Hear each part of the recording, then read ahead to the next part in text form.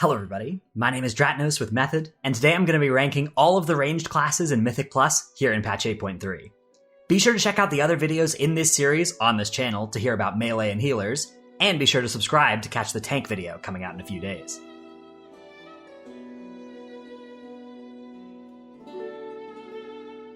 I'm going to rank each ranged class by scoring them on a few categories. These scores are based on high-level keys on the live servers, but I will mention where to expect things to be different in an MDI setting, as slightly different effects are valuable in that context.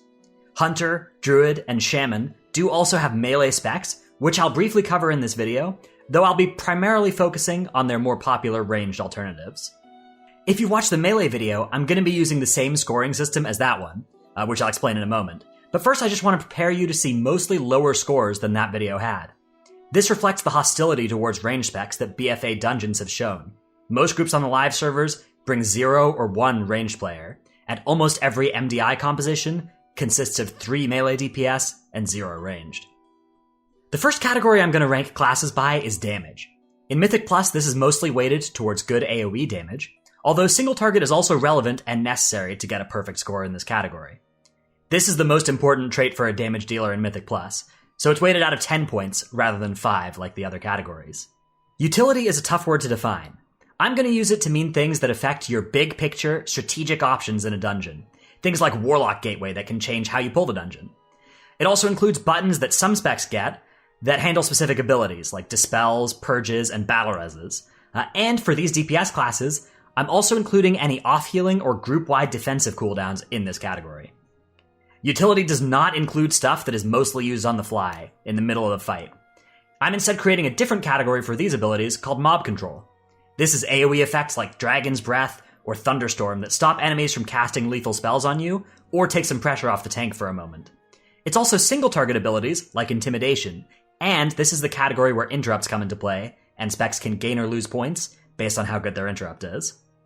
The final category is Survivability. Specs score points here based on being able to survive the heavy incoming damage in Mythic Plus. Part of this is having tools for predictable damage, and part of it is panic buttons in case something goes wrong. Before we get started, this video is my opinion. You might have different opinions based on your experiences, and if you do, I'd love to hear them in the comments. For any level below the highest keys on the live servers, or the MDI on the tournament realm, the best class for you to play is probably the class that you're the best at, or the class that you enjoy the most. But if you want to learn why some classes are more represented than others at the highest levels of the game, this video will be my attempt to explain that. So let's start off with MAGE. MAGE has had 2 great specs this expansion, Fire and Frost. More recently, Fire has been the dominant spec, but there are some good signs for Frost this patch, so it's possible that we'll see both specs in high keys. Frost can do great damage, and with the packed ice build, they can do massive priority damage to one target as long as it's surrounded by unimportant adds. This is a rare trait for a spec's damage and is very useful. It's the thing that got Subtlety nerfed back in patch 8.1, and if Frost is great, this will be part of the reason why. For now though, I'm going to be mostly looking at Fire, which does have phenomenal damage. Their combustion ability is turbocharged by the Memory of Lucid Dreams essence and the Hyperthread Wrist Wraps Bracers item from Mechagon, as well as 1 or even 2 on-use trinkets. Within that combustion, their single target and AoE damage jumps through the roof, to the point that groups with a Fire Mage can pull much more dangerous combinations of enemies because the mage can kill everything before it kills the group.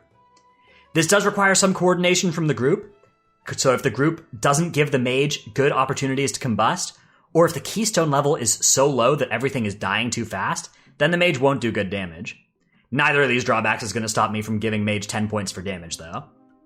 Mages have invisibility, which can be useful in some skips, and they have an offensive purge and spell steal that's even a little better than what other specs get, since the mage then steals the buff, and in a few cases this can be a big DPS increase. Just be sure not to use it on minions of Zool in King's Rest. They can also dispel curses, and are one of the best ways to get a Bloodlust effect into the group, so I'm giving Mage 3 points out of 5 for utility. Mob Control is something that Frost and Fire do differently. Both specs can talent into Ring of Frost, which can be massive in areas like the cannon section of Toldegor. Otherwise, Frost mostly contributes with slows, whereas Fire's biggest contribution is Dragon's Breath, which has a nice and short cooldown and can be used to AoE interrupt all sorts of things. Mage gets 3 points for Mob Control. Mage survivability is fantastic. Fire has an immunity in Ice Block and a cheat death in Cauterize, a level of defensiveness matched only by rogues. Mages also have serious mobility with Blink, which they can use to dodge many sources of incoming damage. I'm giving Mage the full 5 points for survivability. The combination of an immunity and a cheat death is just incredible, and definitely worth all 5 of those points. Overall, Mages have picked up 21 of 25 possible points, a score competitive with some of the top melee specs. They are versatile and have 2 promising specs, though I expect we'll mostly see Fire in the top keys on the live servers, with Frost potentially showing up if Mage makes an appearance in the next MDI. Okay, now on to Druid. Balanced Druid is a far more popular DPS Druid spec than Feral, their melee alternative, though on the damage front there are some compelling upsides to Feral. Feral can do much better in big AoE, where Balanced Druid's anemic Starfall ability does not do very much at all. Balance's damage is phenomenal in single target and cleave situations, so as keystones start to get higher, they start to become more and more valuable. In lower level weekly keys, they have a much harder time since they don't scale well into big pulls, and their damage takes some time to ramp up, so they are not happy if everything is dead 15 seconds into the pull. Since I've chosen to rate these classes based on their abilities in high keys, these weaknesses are not fatal, so I'm assigning 7 points out of 10 to Druid for damage. Utility is the biggest strength of the Balanced Druid. They bring stealth and a battle res, they have innervate and serious off-healing capabilities, they can dispel poisons and soothe and rage effects, and Force of Nature is a massively powerful defensive cooldown for the tank in trash pulls, and it's on a very short cooldown. These all combine to give Druid 5 points for utility. Balanced Druid's Interrupt, Solar Beam, is on a very long cooldown, but it does leave behind an AoE Silence, which can effectively interrupt dozens of casts depending on the situation. As long as the group has other players with traditional interrupts, Solar Beam is a massive extra piece of control that Druid brings. Balance also has a great knockback with Typhoon, and can use Entangling Roots in a variety of situations to great effect. I'm giving Druid 4 points out of 5 for mob control. Druids have a lot of survivability, with Bearform and Barkskin teaming up for huge effective health pools. Balance's extra long range and ability to heal themselves, and the natural tankiness of Moonkin form also help them get out of trouble, though they'd need an immunity or a cheat death to be really top tier in this department. I'm awarding 4 points for survivability. Overall, Balanced Druid is getting 20 points out of 25 for me. Feral would get a bit less, as they give up on a lot of those pieces of powerful utility. Neither spec is something I'd expect to see in an MDI setting, as Feral is generally outclassed by the other melee specs, and Balance's kit does not line up very well with MDI-style big pulls. But I would expect to see Balanced Druids performing well in high keys on the live servers, especially as groups without Resto Druids start to push and feel the need to get that Druid utility. Alright, let's talk about Shaman. Elemental is the primary spec of Shaman that sees play in Mythic Plus, though Enhancement can also put out some massive damage. Elemental does have a few extra pieces of utility and control, and it has an easier time surviving at range than Enhancement does in melee, so in this section we'll be rating Elemental's capabilities. Damage is a huge strength of the Elemental Shaman, especially in AoE with 5 or more targets where their Chain Lightning is at its full potential. With Blood of the Enemy and Storm Elemental, they can do massive damage every couple of minutes, and their single target is also great. In Cleave between 2 and 4 targets, they're a little sad, but I'm still giving Shaman 9 points out of 10 for damage. Tremor Totem is a surprisingly useful piece of utility in dungeons like Ataldazar and King's Rest, where there are boss abilities that fear. This season, with Awakened, one of N'Zoth's lieutenants also has a fear ability against which Tremor will be very strong. Shaman can also dispel curses and have a very powerful cooldown for the tank in Earth Elemental. It's on a far longer cooldown than Balanced Druid's Force of Nature, but it can last longer, and the Elemental Shaman can directly control it, something that Enhancement and Resto Shaman can't do. Shaman have Bloodlust, and they have the ability to cast some off-heals, and they can talent into Ancestral Guidance for an off-healing cooldown, and in some cases, their reincarnation can facilitate skips. I'm giving Shaman 3 points out of 5 for utility. These are a lot of abilities, but none of them are big enough to justify giving more than that. Mob control is a massive strength of the Elemental Shaman. They have a 12-second cooldown on their interrupt, shorter than everyone else, even the melee specs, and way shorter than the other ranged. Their Earthquake also randomly knocks mobs down, which can interrupt things and generally reduces the damage from the pack. They can also AoE stun with Capacitor Totem, slow with Earthbind Totem, and Thunderstorm is a powerful knockback, though it can get the Shaman into trouble if used carelessly since it knocks things so far. Altogether, these abilities are worth the full 5 points for mob control.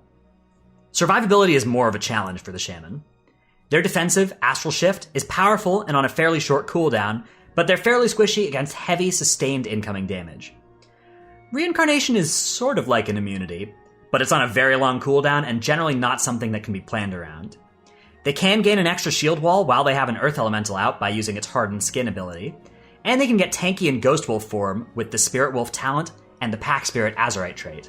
But since they lack the natural defenses of something like Moonkin form, or a Cheat Death, or an immunity, I'm only awarding 3 points out of 5 for survivability. Shaman has picked up 20 points out of 25 overall, and I expect to once again see them competing in the highest level of keys this season. I also wouldn't be surprised to see them appear in the MDI, though so far they've been outshone by the melee specs in that format. On to Hunter now. All 3 Hunter specs show signs of life in Mythic Plus, though Beast Mastery has been the most popular spec all expansion, and I expect that will continue this patch. Marksmanship has some benefits, but does not scale into big AoE like Beast Mastery does, and Survival has been an unpopular spec ever since it was reworked into a melee spec in Legion. Beast Mastery's damage is good, and their damage profile looks more like a melee spec than a range spec, in that they don't care about movement at all, and their cooldowns are up far more often than most other range specs. This fairly high overall damage, and its flexibility, are enough to get 8 points out of 10 from me. Utility is a weakness of the Hunter. They can soothe and rage effects, and bring some off-healing with Spirit Mend, as well as having a Bloodlust effect, but they're otherwise lacking major effects that fall into this category, so I'm only awarding them 2 points out of 5. Mob Control, however, is an area where Hunters bring a uniquely powerful ability in Binding Shot. This is fantastic for allowing a tank to kite, or group up enemies in a specific place, and 8 seconds is a very long time for an effect like this to last, given that it's not broken on damage. Beast Mastery also brings a single target stun with Intimidation, and Tar Trap and Freezing Trap round out the kit, and bring Hunter up to 4 points out of 5 for Mob Control. Hunters have an immunity in Aspect of the Turtle, though there are some things that it doesn't work against, and they can use their pet's Spirit Mend ability to heal themselves, but they lack other defensives or ways to increase their effective health. Feign Death can be useful here, and with the Duck and Cover Azerite trait, it does become a defensive on a fairly short cooldown. I'm giving Hunter 3 points for survivability. Overall, Hunters have picked up 17 points out of 25. A solid rating, but a slight cut below the specs that are the bread and butter of the high-key metagame. If their damage scales up nicely this patch, and they gain a true strength at a specific type of pull, rather than being pretty good at everything, I could definitely see them earning a higher ranking. Next up is Priest. Priests have taken on serious nerfs this patch, mostly aimed at their unbelievable raid damage. Unfortunately, in Mythic Plus, I think this will be very bad news for the spec. In patch 8.2.5, they were very high overall damage dealers as long as the key level was high enough for their dots to be fully effective, and as long as the group pulled quickly enough for them to maintain Insanity and Chorus stacks. But now I worry that even if those conditions are met, they'll struggle to keep up in damage. They do still scale better than anyone else, meaning that point for point, they get the most DPS out of each item level's worth of stats. But I think that the nerfs to the kit are going to leave Priest at a 6 out of 10 for damage. Shadow Priest utility comes largely in the form of Vampiric Embrace, which is a serious amount of group-wide healing that can carry some pulls or boss fights. They also have a Mass Dispel, which is more valuable on a damage-dealing priest than it is on a healer, since the mana cost is less of a problem. I'm awarding Shadow 3 points for utility. Shadow Priests have relatively little mob control, they have an AoE fear and can talent into a single target stun, but their Interrupt, Silence, is on a very long cooldown and doesn't come with much added upside like Solar Beam does. Due to this, I can't give Priest more than 1 point for mob control. Dispersion and some limited healing abilities are the main pillars of Shadow Priest survivability, which is not very much when compared to the other classes. Though Dispersion is a very powerful defensive, it's only enough to bring Priest to 2 out of 5 for survivability. Overall, Priest has picked up 12 points out of 25. If I end up being wrong about this spec, it'll likely be because they've scaled up fantastically with the new gear and are blasting damage despite the nerfs. But if that fails to happen, I expect Priest will be a less popular choice in Mythic Plus. The last class we're going to talk about today is Warlock. Warlock has been in a tough place in Mythic Plus this entire expansion. Back in Legion, Affliction had incredible AoE damage, with effects like Soul Flame and Seed of Corruption, as well as a huge effective health pool. But that entire kit has been nerfed to the point that Affliction is now one of the least represented specs in Mythic Plus. These days, the most popular Warlock spec is Demonology. Demonology's damage is not bad. Unlike Affliction and Destruction, they have their cooldowns up more often than every few minutes, and they don't need as much ramp-up time, but they still perform worse in this category than most of the non-Warlock specs. Single Target and Cleave are Warlock strengths, and overall I'm going to give them 6 points out of 10 for damage. Warlocks have some cool pieces of utility. Health stones and soul stones are both powerful, though cruelly the most common use of warlocks in high keys is to be summoned, create some health stones, and then log back over to their main character. Warlock Gateway does enable some very cool skips, so in some dungeons, this is a class that can give you extra options and speed up the run. I'm giving Warlock 2 points out of 5 for utility. Mob control is a weakness, especially for demonology. In order to interrupt, they need to sacrifice damage and summon a Fell Hunter instead of a Fell Guard. Their Fell Guard does bring a stun though, which is nice and can fill in for the interrupt in some cases. They also have an AoE stun with Shadow Fury, and can talent into a single target Horrify with Mortal Coil. Warlocks get 2 points out of 5 for mob control. Since Legion, Warlock survivability has gotten hit quite a bit. They still have some natural tankiness, and they have a powerful defensive in Unending Resolve, but unfortunately that's on a very long cooldown. They can also talent into Dark Pact, a huge absorb shield that they can create at the cost of some life, but these effects don't make up for the lack of an immunity or a cheat death effect. They are enough to bring them to 2 points out of 5 for survivability. Overall, Warlocks have earned 12 points out of a possible 25. This low score reflects how far the class has fallen since Legion, but it's worth noting that if their damage scales up dramatically this patch, which there's some theory crafting to support, they may start popping up in top runs all of a sudden. I would still expect them to be mostly in live keys rather than in any MDI setting, unless something really overpowered is going on. Here are my rankings of all the ranged classes. The ranged classes have generally scored lower than the melee ones, though this has a lot to do with the fundamental design decisions that Blizzard made with BFA dungeons. Interrupts and mob control are traits that are heavily tested this expansion, and melee tends to be way better at these things than ranged. Since Legion, the game has also moved away from abilities that need to be outranged, so this has worked against those classes. Many groups do play with one ranged class in higher keys, however, and I would expect this trend will continue with specs like Fire Mage, Balance Druid, and Elemental Shaman taking the lion's share of these spots. In an MDI setting, I'd expect to see far less ranged, and of the range that do make it, I'd predict more inclusion of specs like Frost Mage for the massive pulls they enable. This video is not the end of the discussion, and it represents my opinion based on my experiences and the information I have. Your opinions may of course be different, and I'd love to hear them in the comments. Also remember that below the higher levels of keys, player skill generally outweighs the class that they play. So unless you're planning on competing in the MDI or pushing some world-first keys, this video is meant to be educational and entertaining, rather than telling you which players to invite and which to decline. If you like this video, check out the rest of the series on this channel, and be sure to subscribe so you can catch the tank video. If you want to hear more from me, check out my YouTube channel at youtube.com/Dratnos, where I make all sorts of Mythic Plus focused content. Thanks everybody for watching. I'll see you in the next one.